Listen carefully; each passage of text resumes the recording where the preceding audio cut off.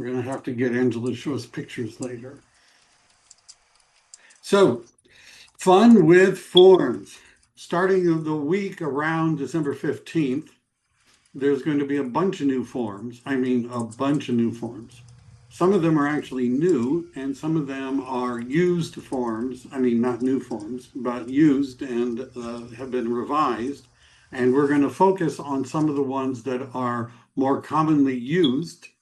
And then we're going to talk about some of the big changes.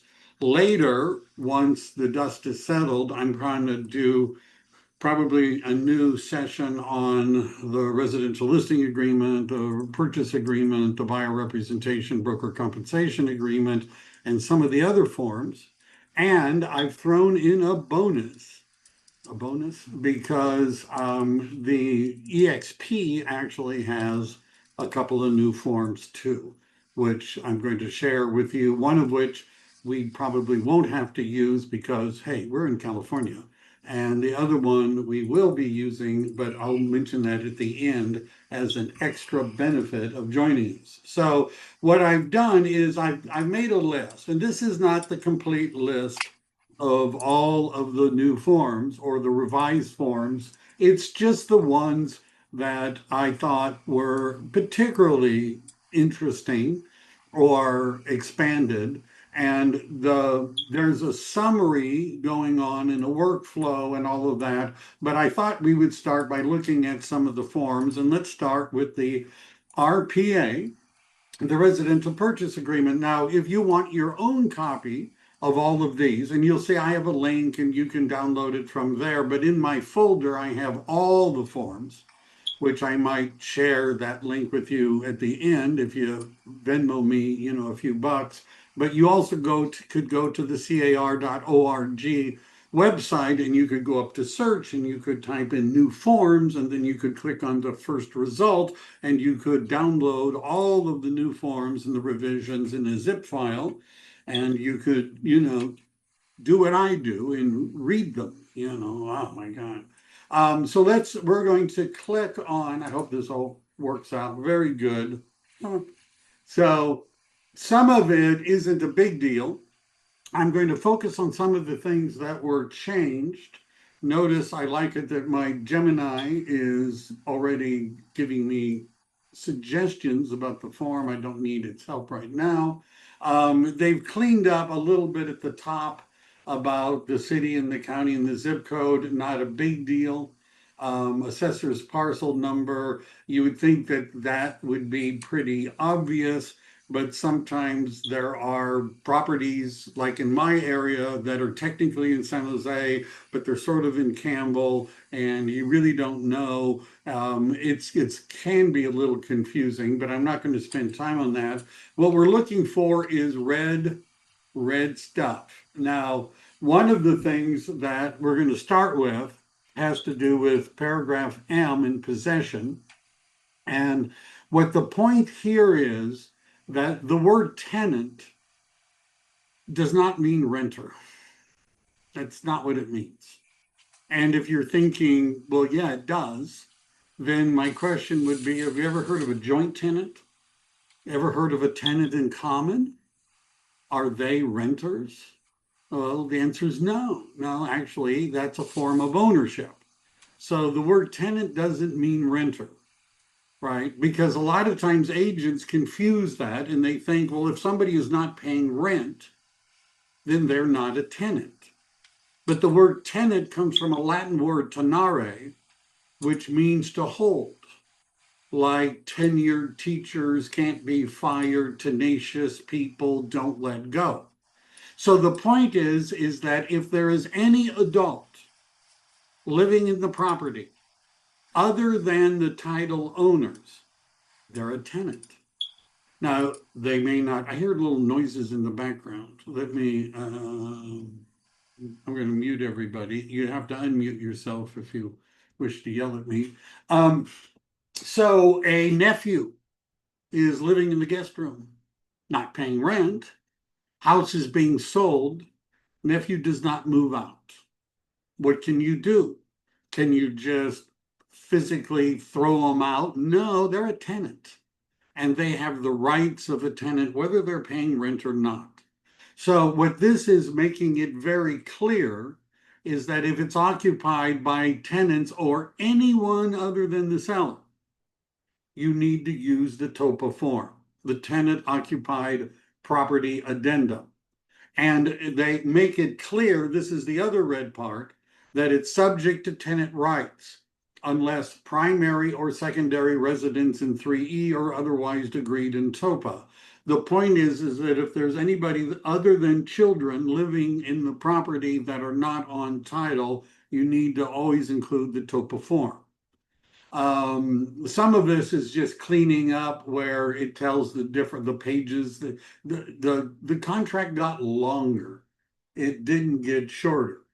Now, the section, this isn't marked in red, but items included and excluded, there's been a little bit of a change as to what this means, some of which you have to read the in-depth explanation to really get to it. But security systems, Ring doorbells, Nest included in the sale. Now, you might say, well, of course they are. The thing is attached to the wall.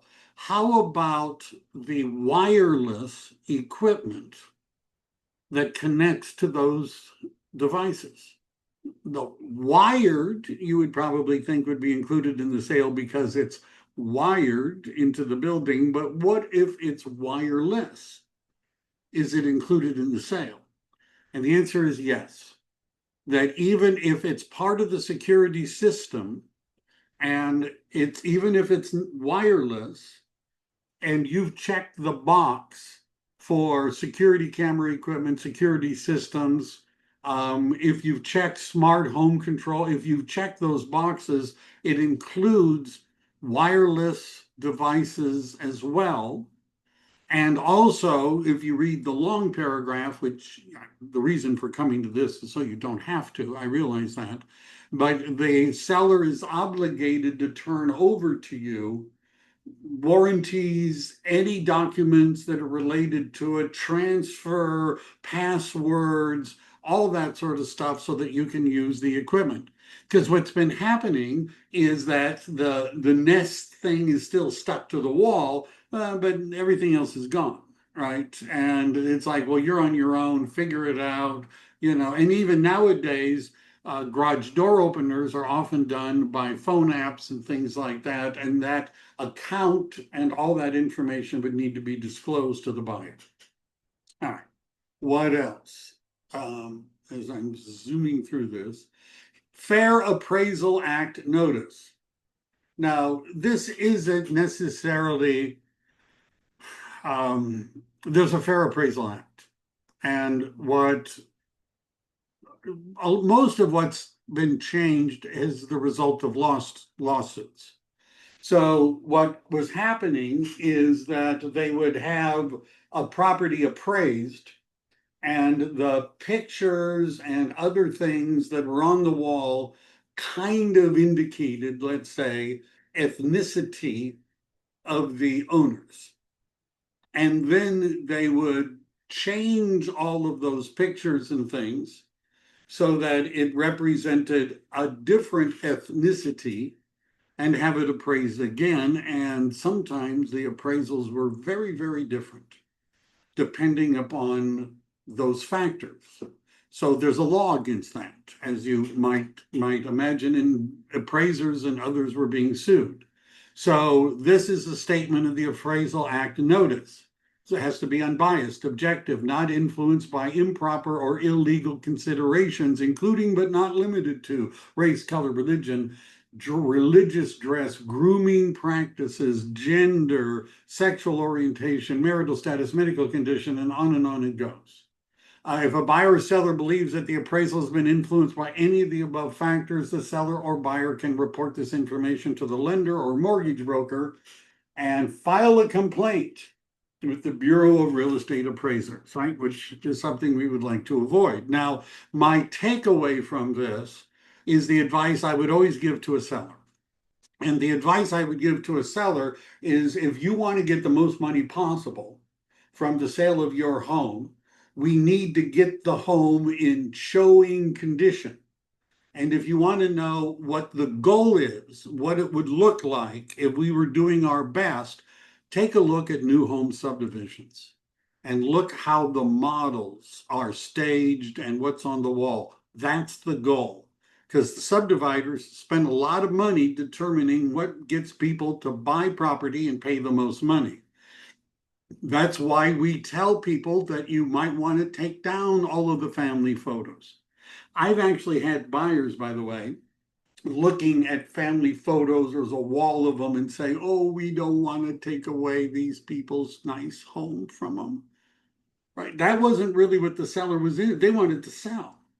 But by all the homey stuff, it was very difficult for the buyer to feel like they wanted to buy. Plus, if you're, as I would explain to a seller, what we want the buyer to do is to mentally move in, right? See the house as theirs. And the more of your stuff that is everywhere, the harder it is for them to do that. That's just an advisory. All right, let me see.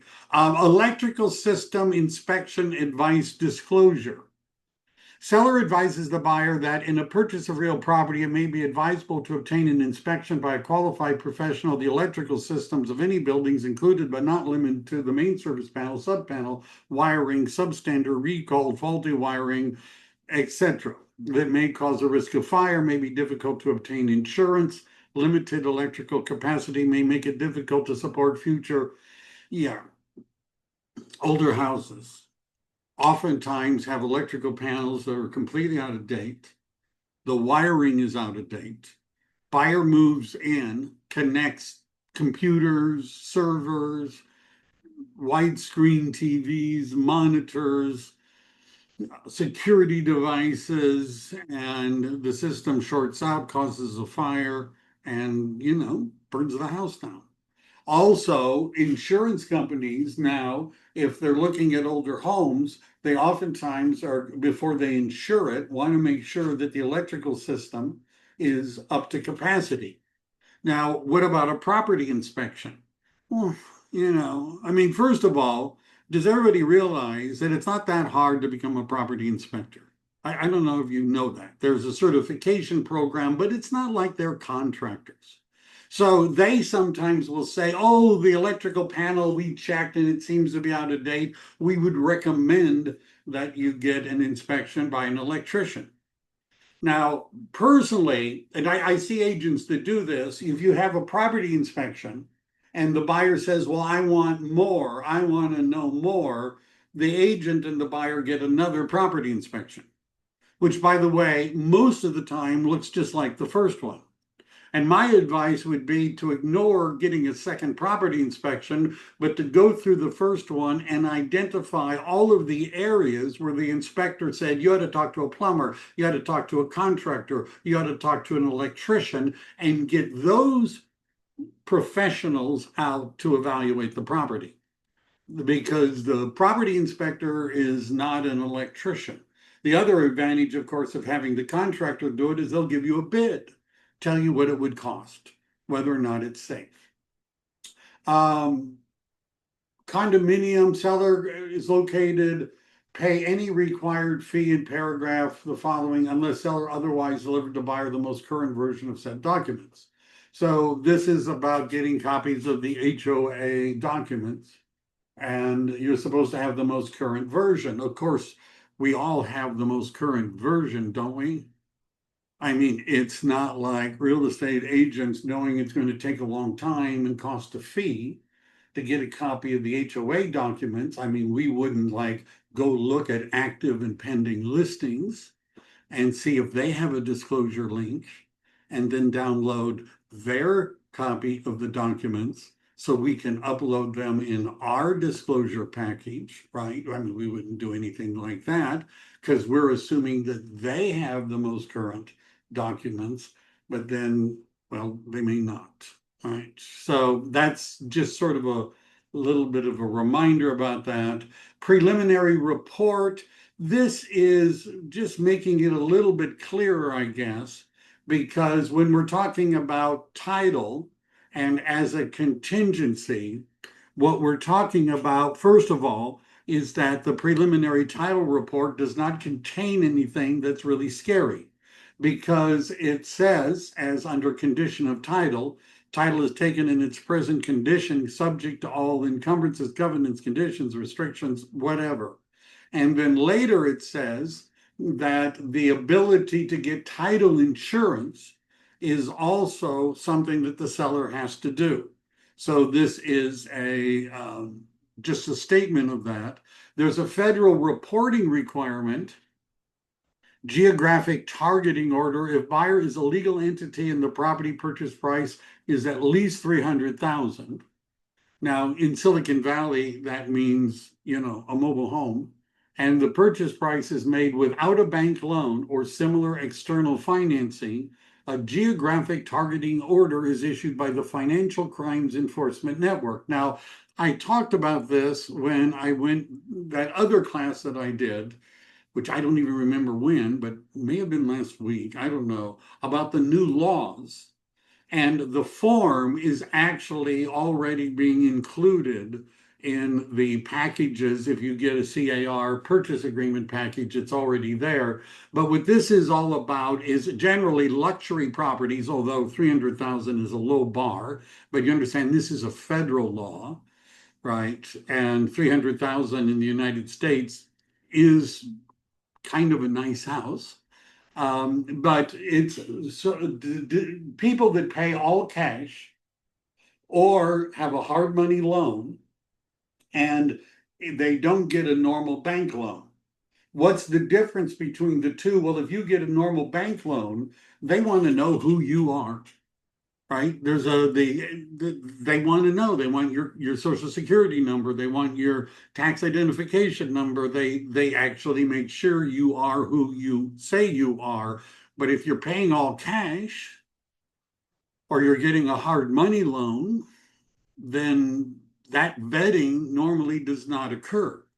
And so they want to know, they being the federal government, wants to know who's buying property for all cash or the equivalent of it. And we want them to fill out a form so that we know who they are, or at least they do. Title insurance, you get an Alta policy. I get asked about this sometimes in transactions where agents will, they're worrying about something on the title. And first of all, you should call the title company and ask them. But the seller has to give you title insurance. And if the seller can't give you title insurance, then they're in breach of contract. And you could use that as a contingency to get out. But anyhow, most of that, let's see, evidence of authority, that's representative capacity. Provide evidence of authority to sign in a representative capacity, sign or initial separate. So represented capacity, that's just clarifying that they want you to be signing everything, including liquidated damages. We're getting to this part. Ooh, look at all the red. Assignment and nomination, right? Which the legal term is actually a novation, but they mean somewhat the same thing. And first of all, the issue is that the contract says that the buyer can assign their rights under the contract to somebody else. The old version didn't say how long they had to do that. So what was happening is right before escrow was closing, they would want to assign to somebody else. Maybe they want to put it in a trust. Maybe they want it to go in the name of their LLC. Maybe they want their cousin to have the property instead, right? And so they shortened the time period, but it also says that you have to get the seller's permission to do it. And it also says the seller cannot unreasonably withhold permission. So the general answer is yes, you can assign your right, you can nominate somebody else to take title. Now there's a form called the AOAA form, which I think has been revised. Well, maybe we'll look at it later. I have all the forms in a folder, but it says that they have to, in paragraph 3K, which is the time periods paragraph in the grid, deliver to the seller a request to assign the agreement. I believe the default is 17 days, but you could write in a shorter number. Seller's withholding of consent shall be deemed reasonable if buyer is to receive any monetary or other consideration for the assignment. Can anybody tell me what the other word for that kind of arrangement is? This is an audience participation moment. It begins with a W. H O L E S. Wow. A L. Wholesaling. For sale. There we go. Wholesaling. Very good. Excellent job. So, what is a wholesaler? A wholesaler is somebody who finds a house, usually in bad condition, hopefully with people that don't know what's going on or the value of it, gets a contract with them, usually with a very low down payment, writing in, they usually use a contract they got on the internet maybe, but could be this. There are agents that are involved in wholesaling, which by the way is generally frowned upon. If you Googled the term real estate agent and wholesaling, you'll find examples of agents that went to prison doing it. But what they would do is they would get one price under the contract, and then this is sometimes called flipping contracts. They would then assign it to somebody else, but they would get money, right? So let's say the contract is 800,000 that they negotiated, but the wholesaler is turning it over to an investor for 850 or 9 and getting the difference, right? That monetary, that's what triggers a lot of this. Because if you're a real estate agent, you're supposed to be fair and honest, and that's sort of a problem. So if the buyer is receiving monetary or other consideration from the assignment, the seller can refuse the assignment. And buyer makes any misrepresentations to the seller about any aspect of the assignment. And buyer delivers an assignment request after the time specified.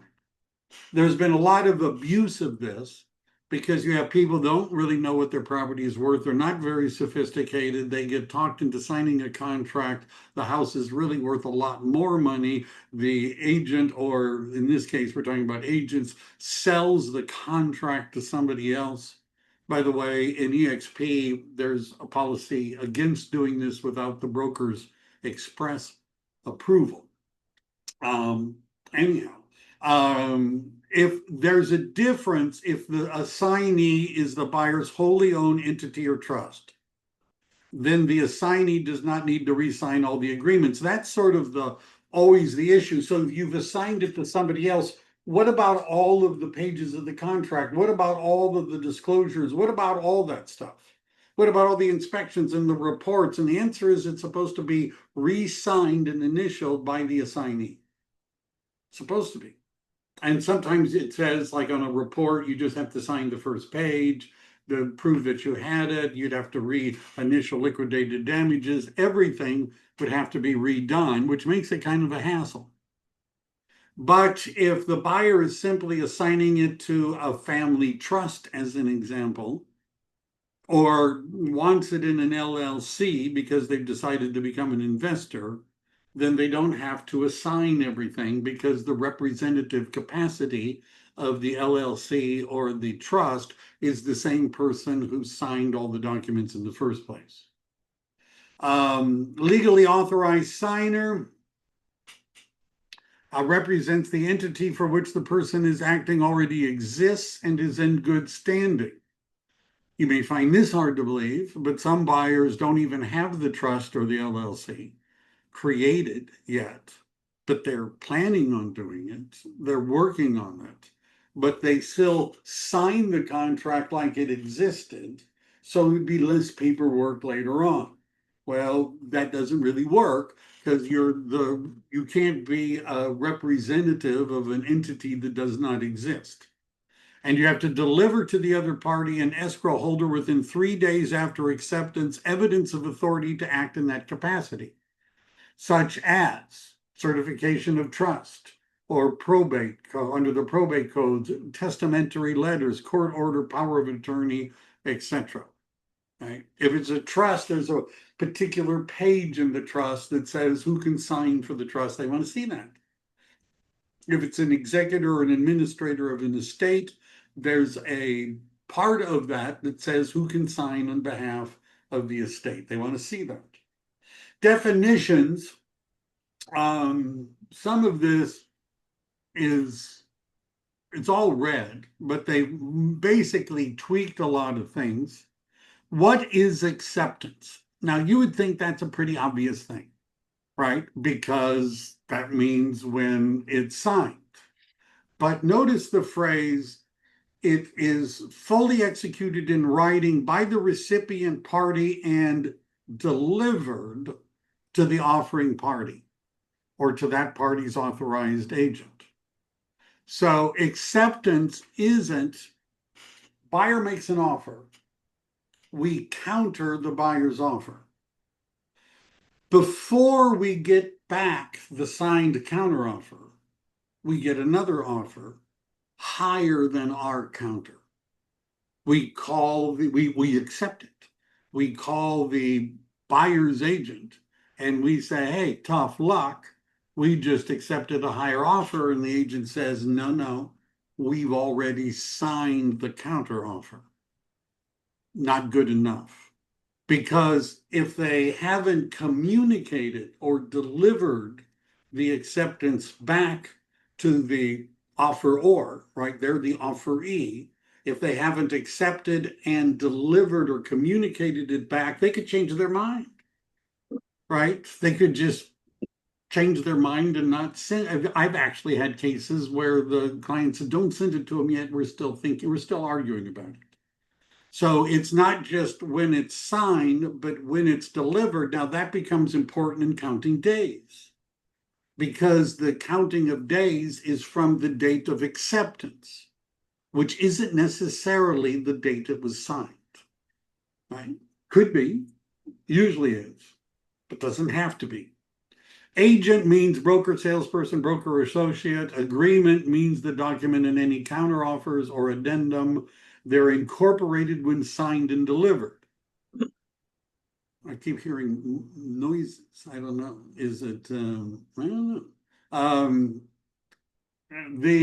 As is. It's always interesting to me when agents want to write some long poetry about property sold as is without warranties. That it already says that in the contract. It is generally not a good idea to change the words that were written by the lawyers because somebody in your brokerage said, I always do this, right? You understand? That may not be a good plan, because what happens when you're in front of the judge and you're being, cross-examined by the attorney, they'd be asking you, well, why did you write this in? So your goal was to eliminate the as-is clause that's already in the contract. What are you going to say? No. Well, what do you mean no? Then why did you write this new paragraph if it wasn't to replace the existing one? Why did you do it? Well, I don't know. Some guy in my brokerage said it's a good idea. Not a good answer. So the contract already says as is.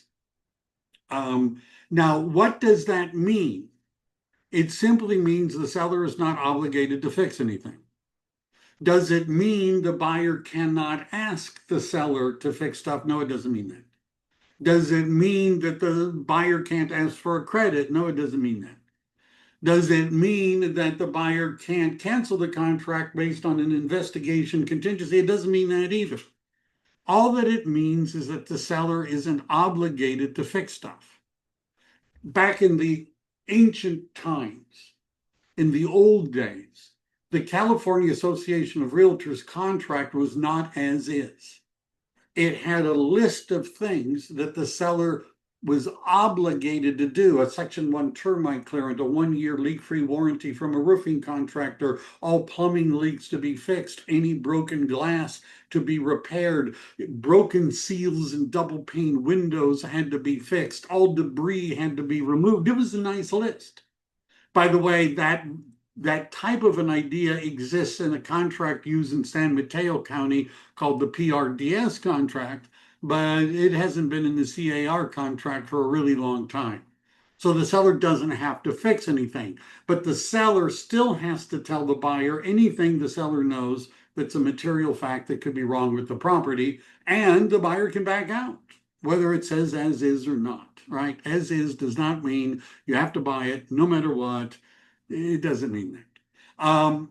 Close of escrow means, what all I want to say about this is it means recording. Let me say that again. Close of escrow means recording. Does that mean that close of escrow is when all the money that the buyer has with the loan is in escrow? Is that close of escrow? The answer is no. Or what if the seller's already been paid? Does that mean escrow is closed? Well, the answer is no. Well, why not? Well, because it may not be recorded. Why wouldn't it be recorded? Because the funding came too late in the day. So all the money and everything was done, but it missed the cutoff time to be taken to the county recorder.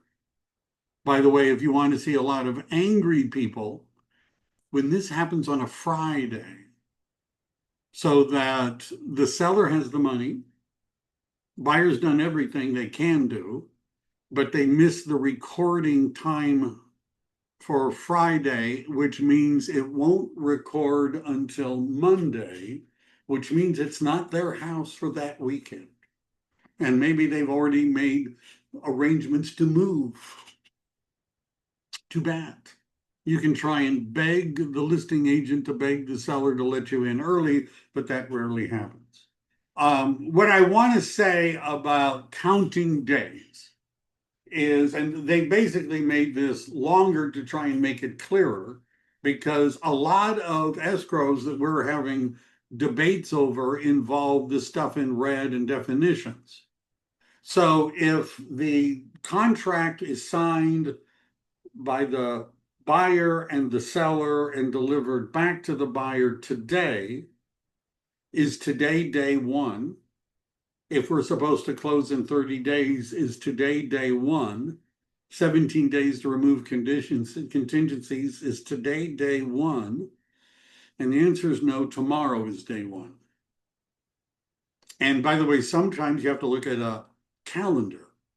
My suggestion is you should always do that, because 30-day close, what if it falls on a Friday, hope nothing goes wrong, or a Saturday or Sunday, or a legal holiday? What can we close Saturday, Sunday, or a legal holiday? Is that possible? What if the escrow officer said, hey, I'll come to the office and open the doors? The answer is no. Why not? Because the county recorder isn't open. And if you can't record, you can't close. Right. Now, legal holidays, by the way, mean California legal holidays, not just federal legal holidays. And California has a slightly different list. But again, if it's a state holiday, it means it's observed by the counties, which means it's observed by the county recorder's office, which means you cannot close. Otherwise, it means calendar days, except in the deposit, because that line, the default is 3 days, that's 3 business days. Delivered, and delivery. So that's a lot of extra. When is it delivered? Now, the purchase agreement has it says, this would normally be the listing agent or the buyer's agent, that sending it to them, emailing it to them constitutes delivery. You may find this hard to believe, but sometimes when we were giving a notice to perform or a demand to close escrow, the listing agent would go into hiding, stop opening their email, just stop. Don't answer the phone because, hey, if they don't give you the notice to perform, then the time isn't ticking. We actually once hired a process server to hide outside of an agent's house to run up to them and hand them a demand to close escrow because they were hiding. Well, we've evolved so that the agent's email addresses are there and it says here, a document or other as applicable link to a document shall be deemed to be in possession if it is located in the inbox of the applicable party or authorized agent, or an electronic copy of the document, or as applicable, link to the document has been sent to the designated electronic delivery address specified in the real estate broker section. And there's a form that you could use, which is the designated delivery address, which you could change if you wanted to. So, for example, if the link is to Google Drive or Dropbox and it's there, a recipient of such link shall notify the sender in writing within 3 days after delivery of the link. Delivery shall be effected upon, that's if there's something, they're unable to download the documents. But notice the interesting part is when it's in the inbox of the recipient, it's considered delivered. See, what delivered really means, it's out of the control of the party sending it. Giving it to your agent, if you're the buyer or seller, legally is not out of control. Even if their phone isn't working and they're in an area where you can't get service, legally, if your agent has it, it's still within your legal control. But once you've emailed it, it's no longer in your control and is said to be delivered. You understand, delivery does not necessarily mean receipt. If you have boxers, is there a difference between delivering punches and receiving them? Well, yeah, right. So once you've sent it and it hits the inbox of the other side, it is out of your control. I have a baseball metaphor too, like who delivers the pitch? It's the pitcher. But let's say the pitcher dies the moment the ball leaves their hand. Is it still delivered? The answer is yes. If the pitch isn't hit by the batter or caught by the catcher, is it still delivered? The answer is yes. Once it's out of their hands, it's delivered. That was more than you probably wanted to know about that. Hey, Probably, Mike, this is Paula. yeah. In regards to that delivery, when we send an email, do we need a confirmation that they've received it? Do we have to set it to provide us that information? Well, you can ask for them to provide it. You can use the sneaky software that is tracking whether or not they opened it, but then there's other sneaky software that would prevent them from knowing. I have both. You can have a request for a return receipt. You can do that in Gmail and Outlook and most of the professional services. But the only time that becomes an issue is when they're desperately trying not to receive it because you're giving them a 2-day notice to perform or a 3-day demand to close, and they know they can't perform or close. Why answer their email? Why? Right? Why say, yes, I got it?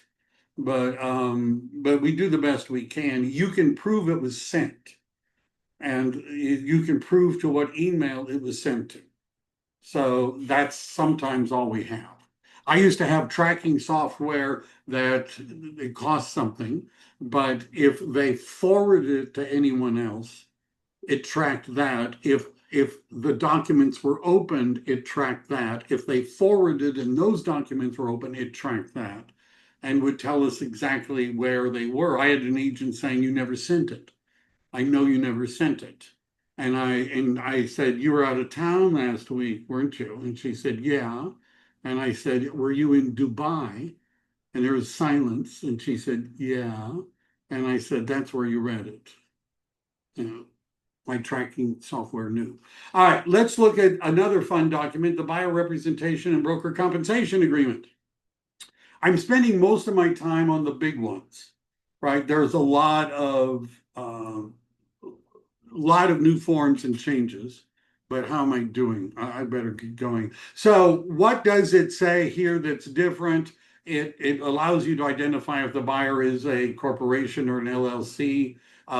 If the buyer or broker agreed that if the buyer is not a corporation or partnership, the representation period is now 90 days. It used to say 3 months. Is 3 months the same as 90 days? No, not exactly, right? It depends on the months. And so there was this argument because you would say, well, today is, let's say, December 3rd. So January 3rd, February 3rd, March 3rd, that could be more than 90 days, right? It depends on the 3 months. So now it says 90 days. And by the way, the restriction that it has to be for a maximum of 90 days does not apply if the buyer is a corporation, an LLC, or an entity. You can put in counties and cities, that's not a big change. If this continuation period shall be, and what this is sometimes is called the safety clause. And so let's say you have a 90-day buyer representation agreement and you've been showing them a property and they're very interested in the property, but they don't write an offer within the 90 days. But a little bit later, they write an offer. Well, if you've given them a list of the properties that have been showing them, then you get paid. This is in the buyer representation agreement if they buy that property within a certain period of time. What do I usually put in? 30 days. I don't know. How much longer would they wait to buy in my market? If you don't buy 30 days with when you've seen the property, you're probably not buying it. But you could put in 60, maximum would be 90. If the agreement is not canceled, the period or any extension is what was specified. It continues. If it is canceled, the effective date of the cancellation is in 2F. So it just basically is saying the first one says that whatever our original 90 days was, that would be when the continuation period would begin, or if you cancel it, it begins the day that it was canceled. Notice the broker is paying a referral fee related to the representation of the buyer, RAD. We're going to get to that form in a minute. This is more disclosure. EXP, by the way, has been getting a lot of publicity because EXP has decided for EXP as a brokerage that we're going to disclose that referral fees are being paid because it's part of the transparency where people know what's happening to the commission money.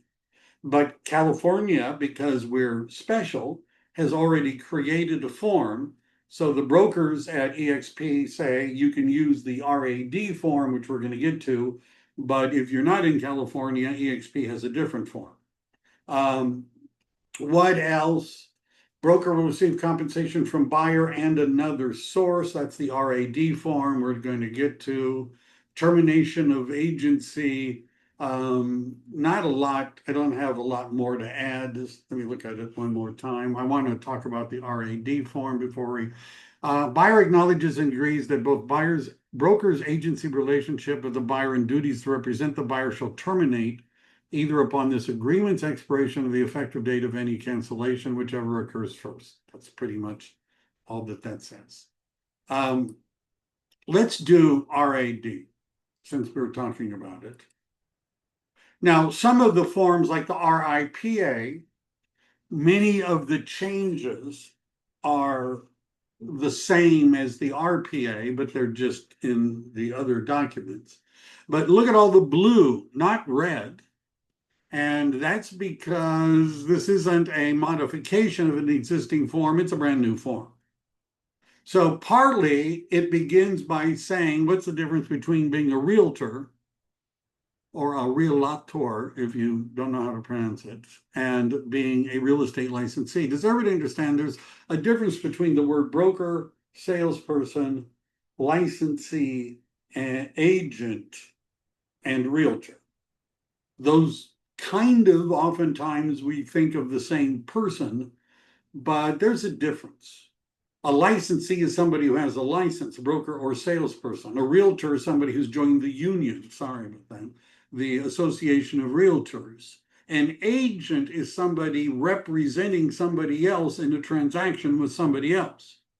So if you're not representing anybody, you're technically not an agent, right? You're a licensee, you might be a realtor, but you aren't necessarily an agent. So what the point that they're trying to make is that if you are a realtor, you're also governed by the code of ethics. And if you want support, you would, if they're not a realtor, you could complain to the broker. I can remember somebody telling me, yeah, go ahead, call the broker. You think I'm rude. Wait till you hear from him, oh. But if the agent is a realtor, there's also the Association of Realtors, which you could complain to because they have, a code of ethics. Other disclosures, compensation from multiple sources. So if you're being paid by other people, you're receiving compensation, you're supposed to acknowledge it here. Who could that be? The buyer, the seller, the housing provider, landlord, tenant, broker, another broker, other. If you have a present or potential ownership interest in the property, all of the principals have to acknowledge that. So if you're like, let's say you're a part of the LLC that is buying it. By the way, you can lose your license for doing this. So you're the listing agent and you present an offer, and the offer is from an LLC, and the seller accepts the offer, and it turns out that you're part of that LLC. Department of Real Estate finds out, you're losing your license. 10177 of the Business and Professions Code. Are you getting a referral fee? If so, from whom and how much? Now, this is something we really don't want to talk about, do we? Right? We don't really want to tell the buyer that they were sold to you by another agent and that there's a referral fee. Now, EXP is already making that part of our system, but in California, you use this form, it already contains the referral fee information. It's all there. Any questions about that? See, forms are fun. The residential listing agreement, not huge changes. There's the referral fee, which,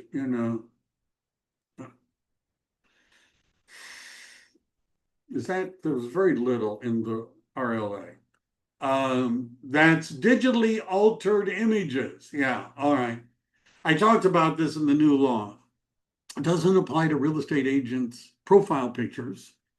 But if you alter the images that are used in the MLS and therefore go on Zillow and Redfin and Realtor.com, etc., you're supposed to say that you've altered the image. If you've added, deleted, changed. Now you can basically do whatever you could do with the camera. Like you could adjust the lighting and make it sharper and things like that. But removing garbage cans, removing utility poles, clouds, that's a gray issue. There's a pun there. But, adding fire in the fireplace, adding staging, all that sort of stuff, you're supposed to say that you did it and have a link. Oftentimes it could be just a QR code that you put into the picture where they could look at the original photos. This is now in the residential listing agreement, just to make it clear to sellers that you can't do too much. UOA, unsolicited offer attestation, is in fire areas. That's basically LA and Ventura County. Seller property questionnaire. I'm going to do that one. And I've got like a summary for most of these, but the SPQ. Let me see, where is it? Are there any state or local requirements relating to future replacement of gas-powered appliances that are being transferred with the property? Gas-powered appliances. So you may have heard that some cities, counties, and other entities are trying to phase out gas powered appliances because of the CO2 and climate and all that sort of stuff. And if you have gas appliances and you know that they're going to be phasing those out and they're going to have to be replaced, you have to admit it. This is the other big one. Residue may be indicated by smell or test results from smoking tobacco or nicotine products, which includes the use of electronic cigarettes or vape device. Nicotine is being treated like asbestos, if you want the metaphor, right? Where if you now, and it's not just, oh, well, it might smell bad. If it's in the carpet, nicotine is a toxic substance. And you have children, grandchildren crawling around on the carpet, little dogs and kittens running around on the carpet, and the carpet is infused with toxic nicotine substances. Now, if the owner knows basically that it's ever had smoking in it, they have to tell you. Any residue which may be indicated by smell or test results. Does the owner have to go get test results? The answer is no. You'll see it says, are you, seller, aware of? Are you aware? You don't have to get test results. But if you're aware that nicotine has been smoked in that property, you have to tell. The other big one is the solar. I'm going to need to do a new class on shining light on solar panels. Right? I like the topic, but they've really expanded this section. So there's two parts to this. There's the advisory and then there's the questionnaire. First of all, there's the whole issue of least liened items. So let's say you have a PACE loan for your solar panels. That shows up as a special assessment on your taxes. Excuse me, a special assessment on the preliminary title report, as opposed to showing up as a loan, even though it is a loan. But it's what's called a super priority loan, which means it has to be paid off before a lender is going to make a loan. Now, somebody would have to pay it off. Let's say you owe $30,000 on your PACE loan. You can't pay it off out of the loan proceeds. I mean, out of the transaction proceeds, because the lender isn't going to loan while that's there. So somebody has to come up with $30,000 and pay that lien off in order for the buyer to be able to get a loan. Yeah. So that's an issue. If it's leased, there are two issues here. First of all, the buyer has to qualify for a loan, but then the second one, they have to qualify for the lease. Now, you might find this weird, but there have been cases where people qualified for the loan to buy the house, but they didn't qualify for the lease with the solar company to take over the lease. They didn't qualify. So that is a contingency. In one of the paragraphs is the buyer and seller's ability to negotiate this is a contingency of the agreement. Michael, I have a question again. Michael, I have a question here as well. Sorry. Yes, regarding the solar, if the solar is financed, not as a PACE loan, but as a regular signature loan, does that have to be paid off before the buyer can qualify for their loan? No. Or what do you say? But I promise not to put him on the spot. No, I think it's a good point.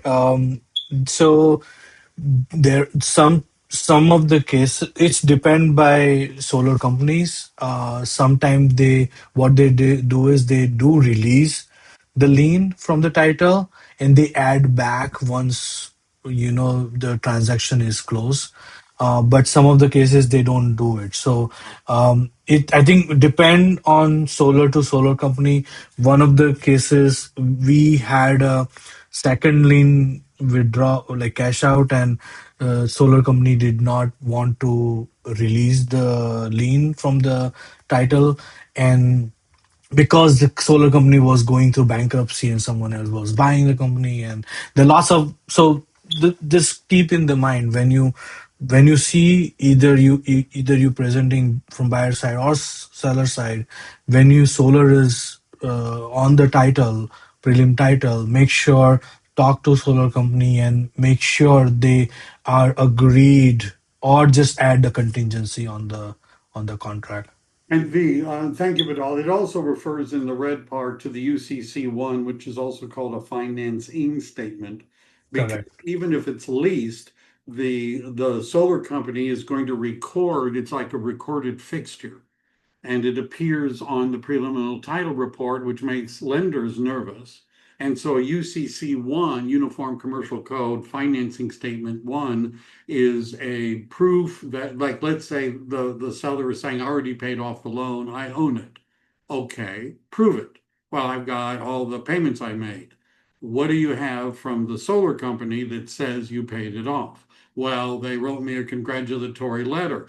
Probably not good enough, because what the lender is going to want to see when they check the prelim and they see it's still there, they're going to want to get a UCC1 that shows that the lien has been released. Monica. That was Monica that was asking a question, wasn't it? It was Mandy. It Man, was me. Hi.